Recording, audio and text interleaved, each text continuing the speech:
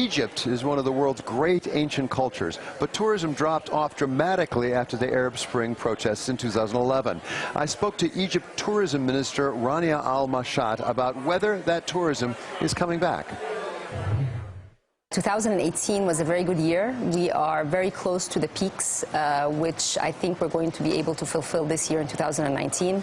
The rebound has been quite steep. Last year we grew by 30%. This year we're going to be close to that number as well. So business is good, and it seems that tourists are voting with their feet. So give us a sense for the economy of Egypt, how important that is.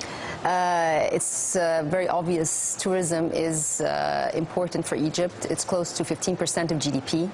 And what is quite significant is the diversity that the country provides. And therefore, in addition to its contribution to GDP, it's more how it affects many people who live in the different destinations in terms of employment, in terms of interaction with tourists, in terms of the small and medium enterprises that can actually take on new opportunities as there is more flow of people who visit. So this hasn't happened by accident. You implemented something called the Egyptian Tourism Reform Program. Yes. So explain what that is. E-trip, you call it? Yes. It's. I tried to look for an I in there, but for brief, it's the E-trip, Egypt Tourism Reform Program.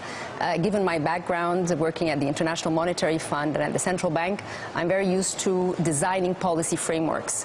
So when you're designing a policy framework, you have very clear objectives and procedures in order to meet those objectives. In the E-trip, for the first time, we have a vision. The vision was formulated with the private sector, which is 98% of tourism in Egypt. So this is one of the very rare sectors where basically mostly dominated by the private sector. And our vision is to create a sustainable tourism sector, increasing our competitiveness by adopting international standards. The structural reforms include legislative reforms, administrative reforms, branding and promotion. There's the infrastructure that's related to tourism, and then finally being in line with international standards. We're here at the United Nations, a very important week when it comes to SDGs, and at the core of the E-trip, how we adopt green tourism, how we promote heritage, how we promote women empowerment. So all the 17 SDGs do have a place in the E-trip. And the overarching objective is that we want each Egyptian household to have at least one person working in tourism. That's a way to create inclusiveness. That's a way to promote more peace and understanding between nations. There are obvious reasons for people to come to Egypt, to visit your amazing cultural sites. To what extent are you subject to the whims of the world? I mean, we have Thomas Cook now folding, for example. A lot of reports about people being stranded.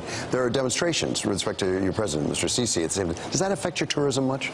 Well, when it comes to commercial companies, and we're here in Bloomberg, so it's very obvious that companies do well, and sometimes, given cycles, they actually fall.